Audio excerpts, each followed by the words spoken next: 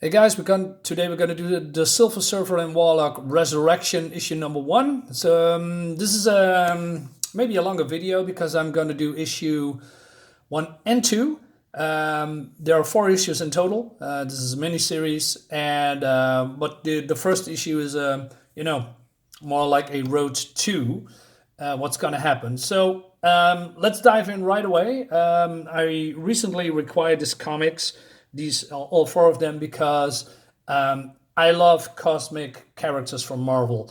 They are really cool, and better yet, these characters that I'm well, let's say the best cosmic characters are been written and drawn by one of my favorite comics of all time, Jim Starlin, and he is the artist in these comics as well. That's the reason that I'm just picking this issue up and just reading them. So we see here Silver Surfer. He's reminiscing about his lost love, Shalla-Bal, how he met her, how he lost her, how he regained her, and then lost her again.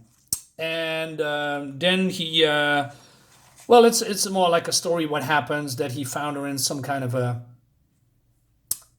plane, and she's being held hostage or something, or she, and this guy's angry at him that he is coming here uninvited, and then he beats him, and then the whole inner space astral universe collapses, and then Shalla-Bal was lost because she was the anchor, and that when that universe collapsed, she was just being, disintegrated at a molecular level somehow. So that being said, Silver Surfer, Norrin Radd, lost her again. But then Pip the Troll teleports in, and he says that Adam Warlock wants to see him.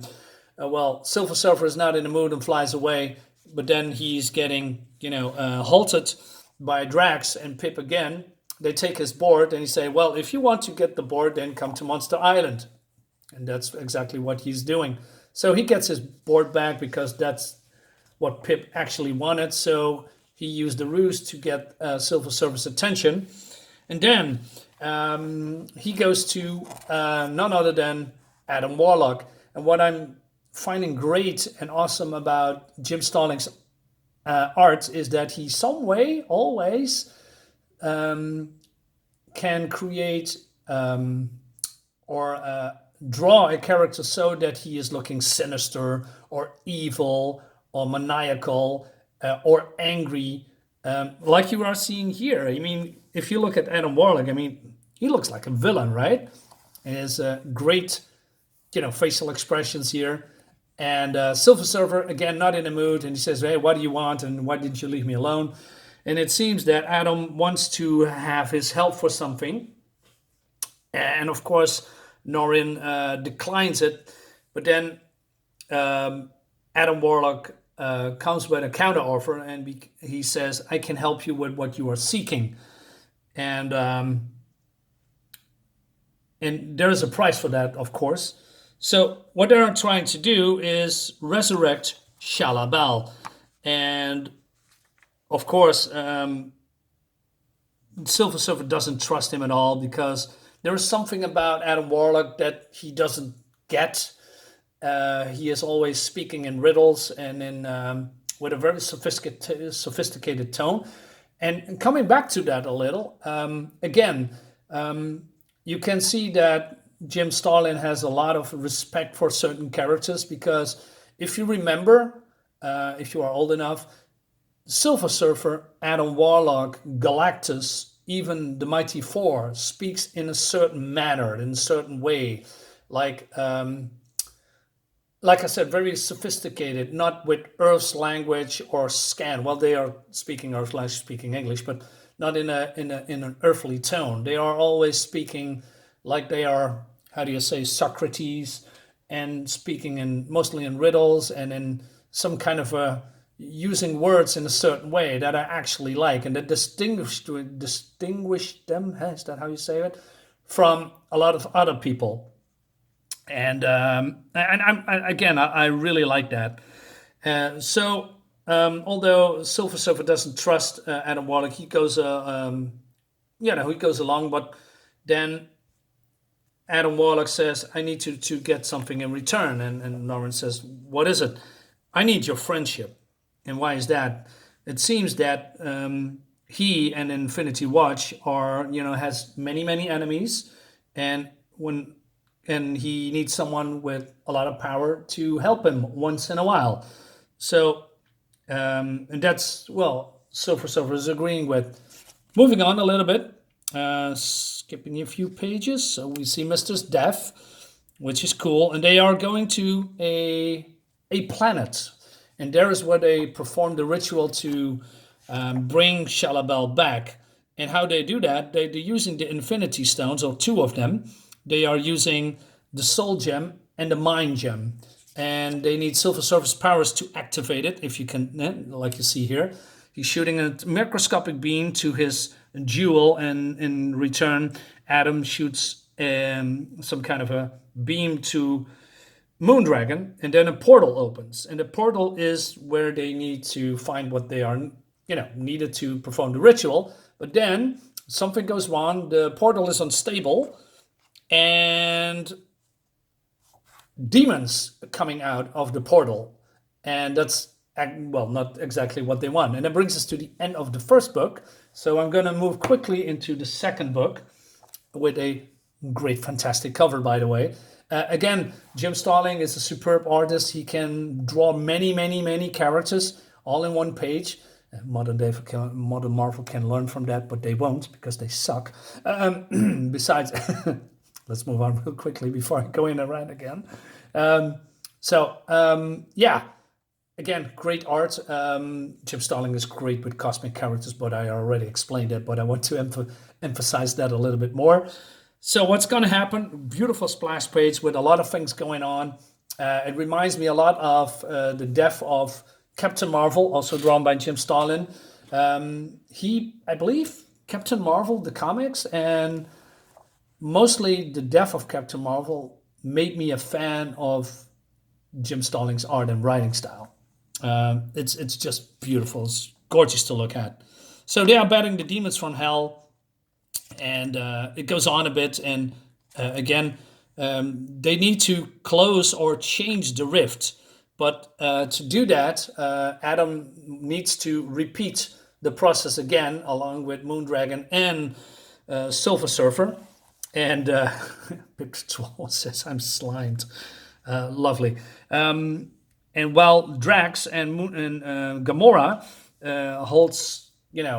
protects them by killing all these monsters because they are keep coming and keep coming and keep coming. I also love this panel that Silver Surfer sets the portal ablaze, so every demon comes in, burns in an instant. Really cool. So they're going to perform the ritual again, and this time it works, and the demon portal closes, and they are picking up a glimmering, shimmering image or a thing. And it seems that this is the soul of Shalla-Bal. And they are gonna, perform the ritual and bring her actually back. And Surfer is very excited. And then we see here beautiful Shalla-Bal. But then Gamora says, Adam, you did it. You managed to bring the dead back from the dead. And he says, have I? So there's something's going on. And Adam is not very pleased. He is acting weird. And we've now found out that Shalla is only, resurrected in body, but not in, does not have a soul. And Surfer's getting really, really angry at him because, well, obviously he's, acting, hurt because now that he has Shalla-Bal back, she's still not complete. And Adam says, there's nothing I can do. And then Surfer wants to attack him, but he's getting, halted by Drax. Because Adam says, I said that I cannot bring her back, but I know someone who can. But we have to go to the place where people has been fallen. Pip panics because he knows exactly where they are going. So they are, convincing Pip, who is the teleporter, to do it anyway. And he along with Adam and Surfer, going to none other, again, beautiful double splash page, to the lair, you can call it, or to the royal palace of Mistress Death, who has been enslaved by none other than Thanos, the Mad Titan, not so long ago. And Adam saved her in the Infinity Gauntlet saga. Great saga, by the way. You need to check that out. I believe mostly people already read that. And so they are getting attacked by the undead. And again, beautiful action here. Again, a lot of people on screen, lots of things going on with different angles, different perspectives, different action poses. Really, really cool. I love it. And then the action stops, the attack stops. Again, I wanted to show you this one. Look at this. It's great. It's great. And damn it, really cool. So one of the, I don't know, slaves, minions, spokespersons of Mistress Death, because Mistress Death is just never speak. She never does. She also uses a puppet, if you will, to speak for her. And and they ask, "What do you want here?" And Adam is a little bit angry. You find, is this how you greet your guest who once saved you from the fate of being Dark Thanos' love slave? And then the minion says, "No, this is more like how she treats violators of her privacy," which is actually true. So Adam explains the situation, and they want to have Shalla-Bal's soul, and they want to get it back as a boon for, like that Adam saves Mistress Death. Alas, that cannot be done because the soul is not within her possession, and the soul is somewhere else. And then we see here, or where this, well, more of a glimpse, and probably long-time readers know exactly what's going to happen and who she is. But I'm not going to tell you until the last page. Again, like the stare of Adam and the facial expression, really cool. Cannot, I know I'm repeating myself, but I absolutely love this. And but then she is, Mistress Death is not without feelings. She's a woman after all, even though she is the personification of death. And she said, "I can teleport you to a place where she is." And Silver says, "I think we understand where we need to go," but Adam doesn't want to. And then the minion says, "Too late, because your comrade expressed implied consent."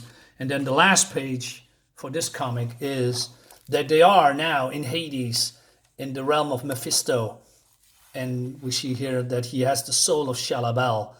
Not for the first time, by the way. And that brings us to the end of this book. And it continues in issue 3 and 4 that I'm going to review as well. Again, I love this whole concept. I love cosmic beings, devil beings. Well, devil beings, is that how you say it? Well, maybe angelic and demonic beings, cosmic beings. I love that, Adam Warlock is here, Silver Surfer is here, and other cosmic beings. I really miss Captain Marvel, and I mean the real Captain Marvel, not the fake, manly. Okay, I need to stop saying that. But the real, Marvel. He's the greatest, one of the greatest, if not for me personally, the greatest Marvel character that there was. But that's me personally. There's, Spider-Man is cool. A lot of other people are great, but Marvel for me.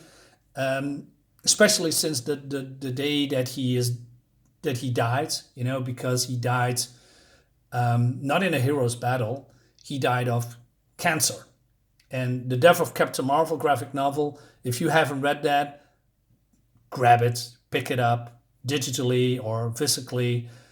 It's freaking fantastic. It's I don't know, it's brilliant. I cannot praise it enough. Guys, that brings us to the end of the video. I hope. Let me rephrase that again. I hope you like the video. I hope you share my video. I hope you like my video. I hope you can subscribe to my channel. And I hope you give me a like, a thumbs up. That would be great. And I see you next time in the next video.